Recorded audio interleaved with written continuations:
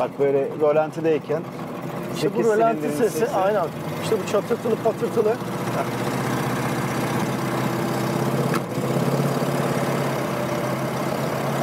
Sakin ol Clarence. Sakin ol. Sakin. Tamam. Yaklaştık. Acıktın biliyorum. Bakışlar da fena yalnız abi. Şimdi şuradan herhalde bir Lamborghini ile falan geçsek bu kadar dikkat çekmezdi araba diye düşünüyorum ben açıkçası. Tabii biz filmlerde görüyoruz.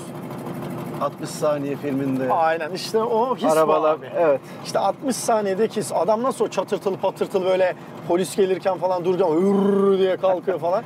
Bak şimdi şu rölantideki çalışmanın güzelliğine bakar mısın Ahmet? Çıtır pıtır çıtır pıtır çıtır. Arabada da hissettiriyor onu, o gücü. Aynen. Hatta bazen böyle ben konuşuyorum, takipçiler kızıyor. Ya bir sus kardeşim de dinleyelim. Dinleyin arkadaşlar.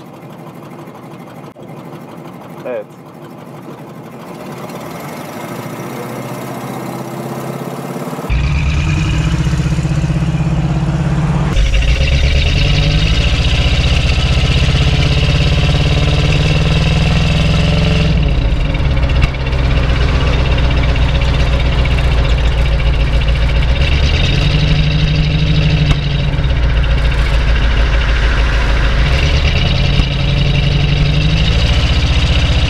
Güzel bir benzin kokusu da geldi. Benzin kokusu da çok güzel geldi. İşte bu senelerin bu araçlarını seviyorum. Herkese merhaba. Bugün çok efsane bir otomobil modeliyle birlikteyiz. 1970 model Ford Mustang. Hem Ford Mustang'in geçmişinden şöyle bir bahsedip günümüze kadar geleceğim. Hem de bu elimizin altındaki rengiyle, görünümüyle muhteşem olan aracı sizlere detaylı bir şekilde anlatmaya gayret edeceğim. Ford Mustang 1964 yılının ortalarında üretilmeye başlanıyor ve 1965 olarak geçiyor. İlk jenerasyonları daha ince hatlara sahip, fiyatının da insanların rahatlıkla alabileceği şekilde bir düzeyde tutması isteniyor. İşte o nedenle de o dönemin Ford Falcon modeli, Ford Fairlane modelleri gibi çeşitli orta düzey arabaların tekniği kullanılıyor. İşte platformu alınıyor, farklı şekillerde geliştiriliyor. Motorları kullanılıyor, aktarma organları, süspansiyonları, şanzımanları, her şeyi Mustang modellerinde kullanılıyor. Cabrio, coupe denilen kasa hardtop olarak geçiyor. Fastback kasalar üretilmeye başlanıyor. Ve bu bahsi geçen fastback kasalar da bu kasanın en değerli kasaları içerisinde. 1965 ve 66 modeller böyle ince bir yapıya sahipken 67 ve 68 modellerin tipleri biraz daha büyüyor, genişliyor. Farklı detayları oluyor. Mesela arka kısmında değişik detaylar oluyor. Ve de bizim gördüğümüz aracımızda esas olarak 1969 yılında bu forma kavuşuyor. Daha geniş, daha büyük, daha heybetli, böyle daha bir maskülen bir tipi oluyor. 1970 modelde de bu şekle geçiliyor. Daha sonrasında 1971 modelde iş tamamen değişiyor. Bambaşka bir model ortaya çıkıyor. Hatta bu model böyle daha düz bir yapıya sahip, arkası daha düz. Sanırsınız ki bambaşka bir araç, bambaşka bir Ford Mustang çıktı diye düşünebilirsiniz. Ve de işin ilginç tarafı bu araçların hepsi 1965 yılından 1973 yılına kadar hepsi birinci jenerasyon diye geçiyor. Yani teknikleri oldukça benzer ama neredeyse her yıl aracın tipini, tasarımını değiştiriyorlar. Bu da o dönem, hatta 1950'lerden itibaren olan Amerikan otomobillerinde adeta bir gelenek. 1973 yılından sonra ise ikinci jenerasyon tanıtılıyor. Ama petrol kriziyle birlikte aracın tipi de bambaşka bir hal alıyor. Hatta motorları da iyice küçültüyorlar. 4 silindirli motorlar bile kendini gösteriyor. Ve de bu gördüğümüz efsane kaslı tasarım yerini daha standart bir yapıya bırakıyor. Daha küçük bir yapıya bırakıyor. Daha düşük maliyetli bir yapıya bırakıyor. Sonrasında mesela 3. jenerasyonda iyice bozuyorlar. Bambaşka, bu tasarımlara hiç benzemeyen araçlar ortaya çıkıyor. 4. jenerasyonda birazcık düzeltiyorlar kasaları. Sonrasında 5. dönemde işte bu gördüğümüz 1. jenerasyonun yapısı aynen geri geliyor. Gelmesiyle birlikte zaten dünyada da satışları daha fazla oluyor. Avrupa'ya açılıyor, diğer bölgelerde satılıyor. Amerika'da satış patlaması yaşıyor. Ve günümüzde de yine aynen 1. jenerasyonun tasarımına sadık kalınarak kullanılan 6. jenerasyon halen satılmakta. 50 yılın üstüne bir zamandır üretilen işte Mustang günümüze kadar da 10 milyonun üstünde üretilmeyi başardı. Bu büyük bir olay. Bu arada tabii Mustang diyoruz. Bir de Mustang'in bir amblemi var biliyorsunuz. Nedir? Böyle tam hız koşan bir attır. İşte bu at aslında Mustang demek ve İngilizce'de direkt olarak Amerika'daki bu Amerika'nın uçsuz bucaksız çayırlarında vahşi bir şekilde gruplar halinde koşan atlar vardır, vahşi atlar. İşte onlara Mustang adı verilmiş. Ford da bu araca Mustang adını vermeyi uygun görmüş. Mustang'in tarihinden bahsettik, aracımızın genel yapısından bahsettik. Şimdi şöyle isterseniz hemen bir dış tasarımına da bir bakalım. Aracımızın fastback olduğundan bahsettik. Fastback nedir arkadaşlar? Şimdi bu aracın bir kupe bir de kabrio kasa tasarımına sahip olan modelleri vardı. Zaten kabrio dediğimiz zaman nedir? Bu gördüğümüz tavan kısmı yok ve dümdüz arkada bir yapısı var.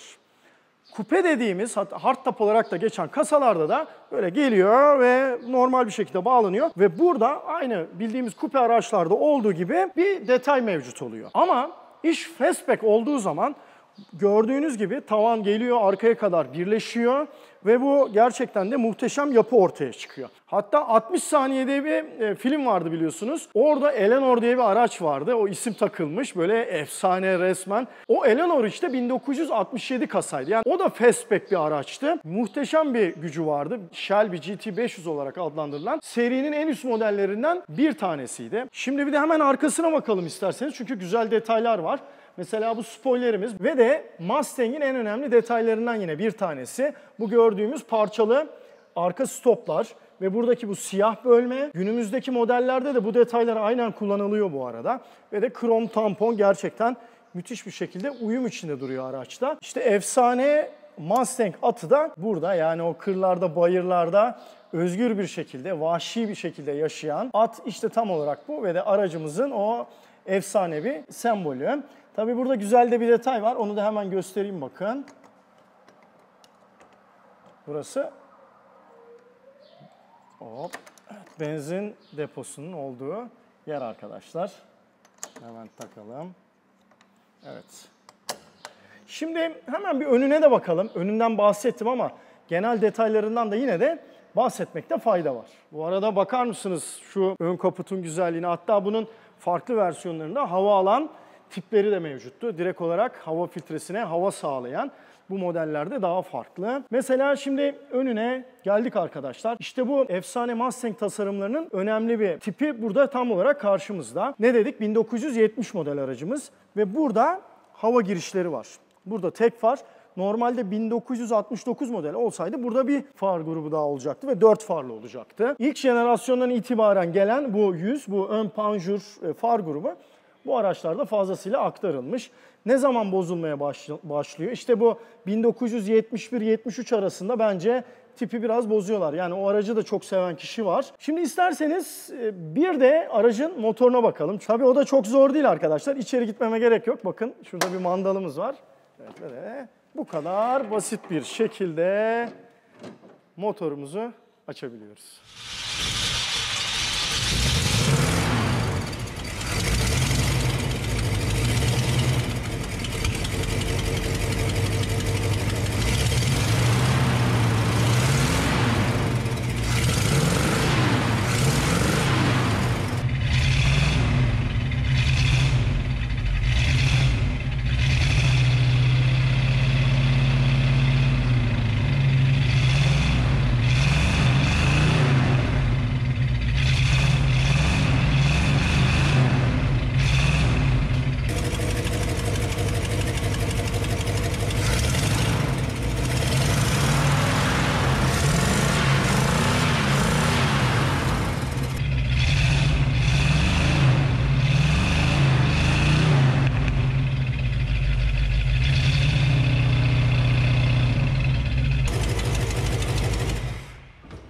Evet, karşımızda dev V8 motorumuz duruyor. O dönemlerin efsane motorlarından bir tanesi. Zaten Ford bir araçtayız ve Ford motor bu.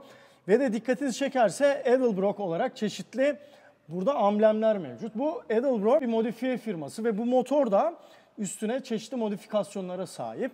Ve de 390 kubik inç yani 6.4 litrelik bir V8 motor var. Bu Big Block olarak adlandırılan büyük hacimli, büyük gövdeli motorlardan. Bir de mesela küçük gövdeliler var. Small block olarak geçer. Onlar fındık motor diye de geçer. 7 litrelik motorlar bile kullanılmış bu kasada. Bunun haricinde mesela küçük motorlar da kullanılmış. Herkese hitap etmesi açısından. 3.3 litrelik bir sıralı 6 silindirli motor bile var bu kasalarda. Dev V8 motorumuzun ürettiği güç yaklaşık 340 PS. Torku da 450 Nm civarında. Bu güç ve tork arka tekerleklere iletiliyor ve 3 ileri otomatik şanzıman vasıtasıyla iletiliyor. Bunun 4 ileri manuel şanzımanlı olanları da varmış. Bu arada burada önemli bir detay var. Onu da belirtmeden geçmeyeyim. Mustang'in üretim amaçlarından bir tanesi de bu koldan viteslerin artık direkt olarak tabandan çıkan bildiğimiz günümüzde kullandığımız vites tipiyle değiştirilmesiydi. İşte Mustang'lerde manuel olsun, otomatik olsun tüm vites tipleri tabandan çıkan tip bildiğimiz vites tipleriyle kullanılır. Motorumuz bir V8 motor ve bloktan egzantrikli bir motor. Her zaman söylüyoruz, yine söyleyelim. Bir 4 silindirimiz burada. Bir 4 silindirli grubumuz da burada ve de ortada bir tane eksantrik mili var. Normal çubuklarla süpapları açıp kapatıyor ve silindir başında da 2 sübaba sahip. Karbüratörlü bir motor zaten gördüğünüz gibi. Şimdi isterseniz aracımızın bir içine geçelim ama içine geçeceğiz. Dışarısı yağmurlu olduğu için istediğimiz gibi çekim alamadık. Işık da birazcık problem, kusura bakmayın bu açıdan. Ama aracımızın şöyle bir yerini değiştireceğiz. Işığı arkamıza alacağız. Size aracın içine o şekilde göstereceğim.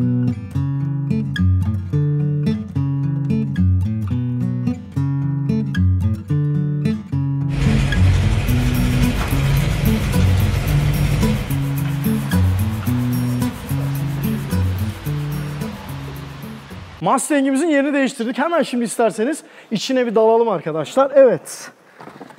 Gördüğünüz gibi son derece ilginç bir iç tasarıma sahibiz. İşte bu iç tasarım o 1960'ların ortasından gelen tasarımın devamı. Zaten aracımızda dediğimiz gibi 1970 model ve de otomatik şanzımanımız. Göstergeler ne kadar o döneme ait ve de günümüzde de aynen bu gördüğümüz tasarım retro bir şekilde aktarılmış durumda.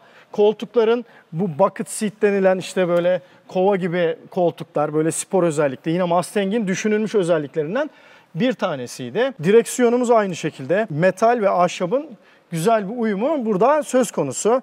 Gördüğümüz Ford Mustang amblemi aynen burada da kendini gösteriyor. Ahşapları çok güzel. Buralarda mevcut, bu kısımda mevcut, kapı içlerinde mevcut ve halıları, her şeyi çok büyük bir uyum içerisinde. Mustang'in tasarım amaçlarından bir tanesi de 4 kişilik olmasıydı. Bu yüzden bakın arka koltuklar da bu araçta aynen mevcut bir şekilde kendini gösteriyor. Bagajını bir gösterelim hemen size isterseniz. Evet, bagajımızın anahtar bu şekilde. Bagaj anahtarı. Bu normal anahtarı. Bakın. Bu da diğer bagaj anahtarı. Hemen açıyorum. Bunu merak ettiniz biliyorum. Ama anahtarları şaşırdım sanırım. Evet, şu şekilde. Evet, açtım sonunda. Evet, gördüğünüz gibi stepnesi burada. Küçük bir bagaj var. Ama bu gayet normal. Sonuçta bir spor otomobildeyiz arkadaşlar. Ve de güzel bir şekilde restore edilmiş. Gerçekten hakkı verilmiş. Dev gibi de motora sahip bir araç. Şimdi isterseniz artık aracımızın sürüşüne geçelim. Merak ediyorsunuz biliyorum.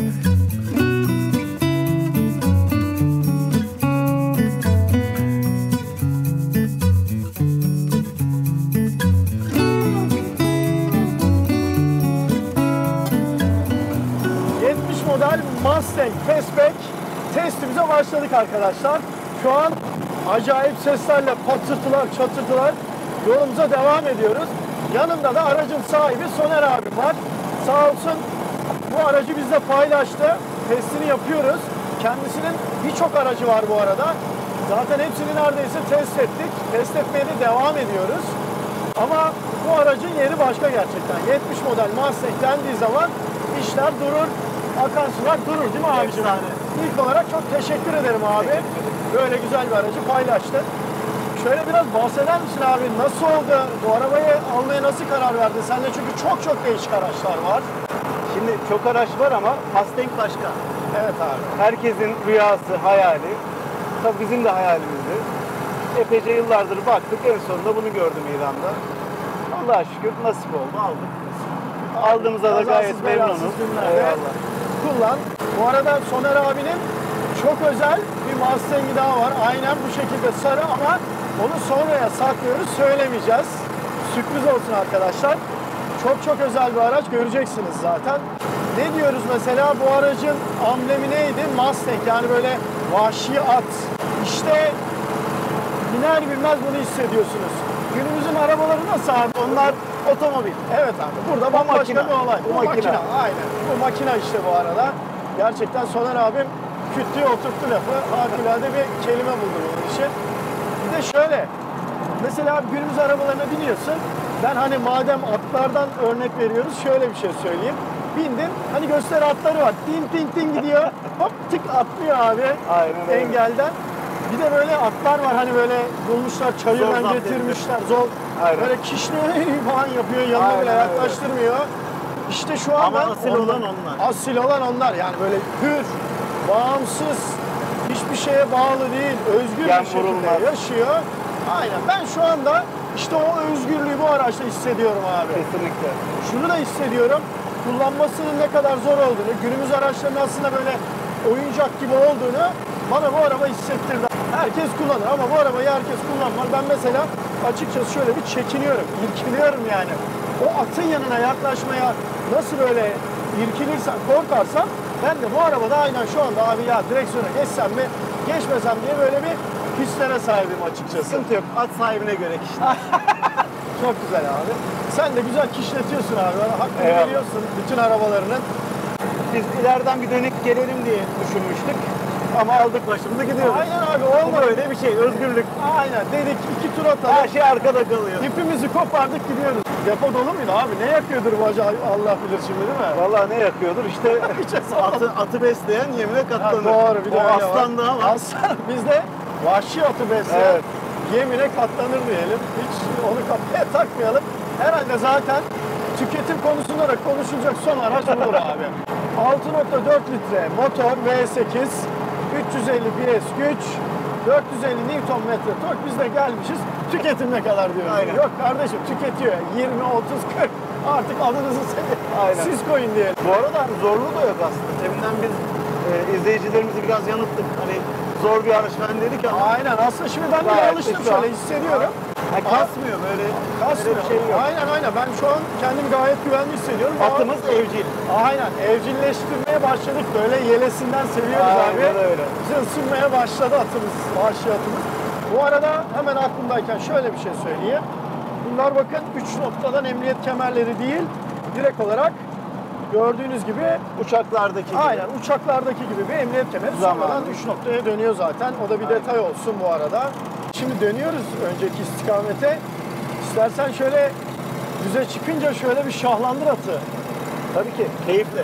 Değil mi? Ama sıkı tutunalım şöyle şeyden yularlarını iyi tutalım değil mi abi? Ne olur ne olmaz. Şimdi diyoruz. o arada viraj testi de yapmış olduk şaka Evet, maka. bayağı da Böyle keskin bir virajmış. Keskin bir virajdı. Sen de bayağı bakıyorum iyi gidiyorsun abi Sıkıntı virajda. yok abi. Yolu kavruyor. Aynen, kavruyor, iyi tutuyor. Atımız güzel gidiyor vahşi atımız valla. Mutlu ediyor insanı bir de yani o hisle dönüşünü, farklı bir tarzı olduğunu hemen insana şak diye hissettiriyor. Aynen öyle. Bu arada 1970 diyoruz, 2019'dayız. Şaka maka yarım asırlık bir şey, teknoloji yani bu. Yarım asır, direkt olay yani. Adamlar yapmışlar. Bu bir gerçek işte. Amerikan kaslısı dedikleri, American Muscle böyle bir şey. Üzerindeki makinede 3.90'lık Aa, big block, big motor var. Yani o da tabii ayrı bir olay abi dediğim gibi. 3.90'lık olunca tadı başka oluyor tabii. Gücü, tork her şey yerinde. Şu an basıyorsun mesela gürül gürül. Bir de bu Vallahi bir çaba da sarf etmiyorum aslında. aynen abi. Bir de bu big blockların şey olayı güzel. Böyle çatırtılı patırtılı çalışıyorlar ya böyle. Mesela yine senin Cadillac'ı kullandık abi. Evet. Eldorado'yu. Onun motoru da bunun aşağı yukarı aynı hacimdeydi. 7000 motor 340 beygir. Aynen. Ki bir de daha eski motor. 64 model. 64 ama ipek gibi çalışıyor. Bu 70 adam resmen sana Bu bunu daha agresif. aynen inanılmaz agresif. Kasını her şeyini hissettiriyor bunu. Kesinlikle. Orada ipek gibi onu da yaparım. Bunu da yaparım demiş yani adam açıkçası. Abi şahlandır şu atı artık hadi. Sol şerit Bastık yakışır gidiyoruz. abi. Sol şerit yakışır abi şöyle.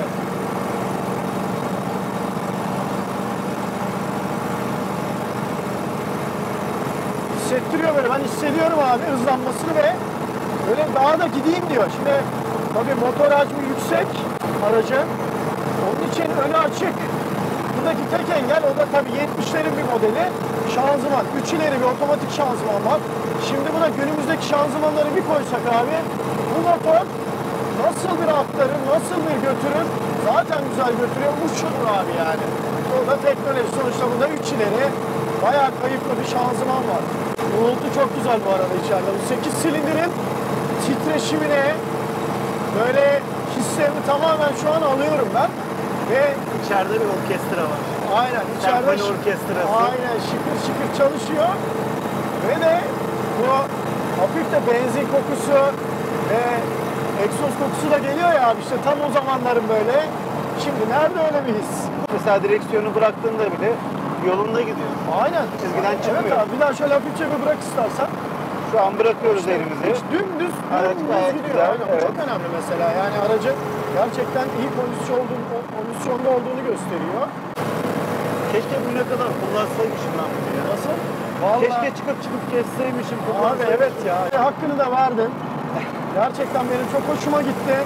Kurallara saygılı olarak, Aynen. kural ihlal yapmadan, Aynen abi. Öyle gereksiz işler yapmadan bu aracın hazzını hakkını verdin. alabilir. Evet abi. Bu arada abi montun çok güzel. Araçla çok büyük uyum içerisinde. Tarzın. Biraz Şöyle- kilo fazlamız var ama. Olsun abi. Güzel yani. Tam Koltuğu böyle uygun. doldurmuş olduk. Doldurdun abi. Böyle saçınla, gözlüğünle, Eyvallah. koltuk, işte montun, her şey çok güzel. Tam cuk oturmuşsun abi. Onu söyleyeyim. Evet istersen abi biz biraz daha basalım. Arkadaşlara da şöyle bir güle güle yapalım. Olur, zevkle. İnşallah testimizi beğenmişlerdir. Mustang'imizi İnşallah. beğenmişlerdir. Eyvallah. Bu vahşiyatımızı beğenmişlerdir. Bizi izlediğiniz için teşekkür ederiz arkadaşlar.